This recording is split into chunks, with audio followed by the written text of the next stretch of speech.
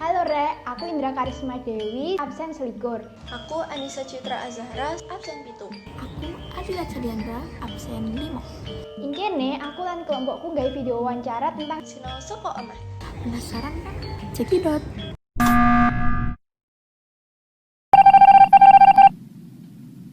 Apa sing sampean lakoni yen sampean males sinau?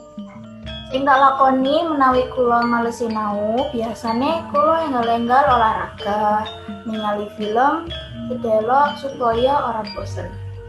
Miturut sampean, apa manfaat sinau kanthi online?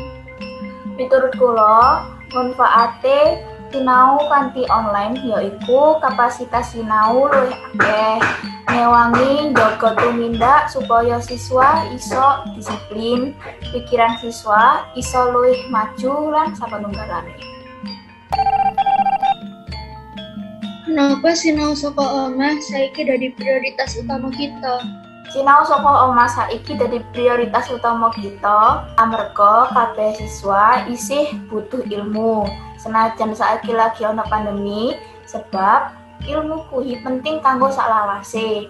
Mula isih kudu semangat sinau ing endi wae lan kahanan apa wae. Napa sebabe siswa luwih seneng sinau online?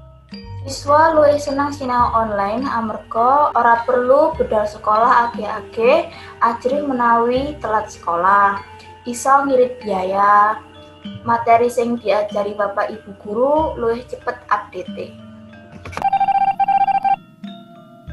Piye dadine yen sinau online diterusake nganti wektu sing durung ditentukake? Menawi sinau online diterusake nganti waktu sing durung jelas, nyebabake siswa-siswa luwih males sinau amarga ora diawasi guru. Sing keloro, siswa dadi kurang terampil utawa pinter amarga siswa kangelan nyerap pelajaran online saking Bapak Ibu guru. Ada dasar perkiraan sampean, kapan sinau utawa sekolah online bakal dipungkasi? Ada dasar perkiraan kula sinau utawa sekolah online bakal dipungkasi menawi pandemi utawa COVID-19 sampun ilang. Mugi-mugi COVID-19 bakal enggal sirna dadi sekolah ora online maneh. Apa sing nerangake materi kasebut yen sampean ora ngerti karo materine? Sing nerangake materi menawi dereng jelas materi yaiku kula tanglet malih dhateng guru supaya diterangake maneh nganti ngerti. Saliyane iku kula biasane takon marang ibu. Nalika nindakake sekolah online, kepiye sampean ngatur jam sinau lan kegiatan lainnya? Nalika nindakake sekolah online, kula sampun ngatur jam sinau lan kegiatan liyane.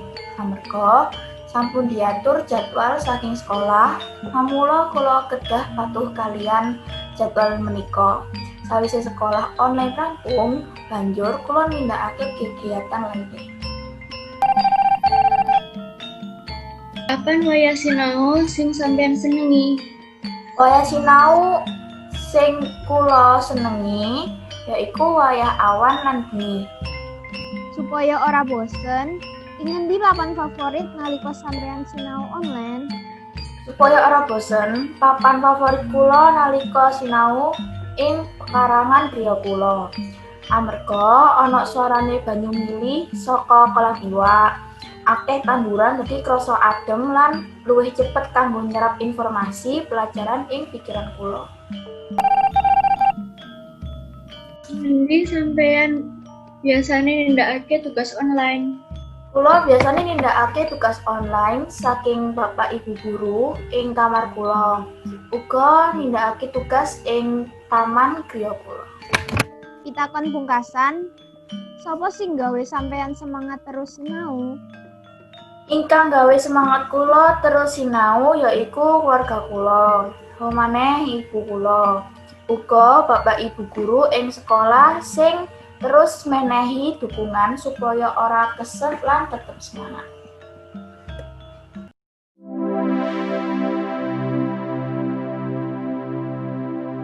Matur suwun wis ndelok video kita. Sepurane yen ana pengucapan lan tumindak sing salah. Ojo lali dipencet tombol jempolnya. Komen sing akeh. Bagi nona kanca-kancamu nek iso ibumu, mbahmu, masmu, adikmu, sembarang wis sing penting bagi ya. Lan pastinya ojo lali di subscribe ya rek. Assalamualaikum warahmatullahi Wabarakatuh. Mana ada aku cuek, apalagi gak mikirin kamu. Tiap pagi malam selalu memikirkan kamu. Oh iya. Kalau pintu hatimu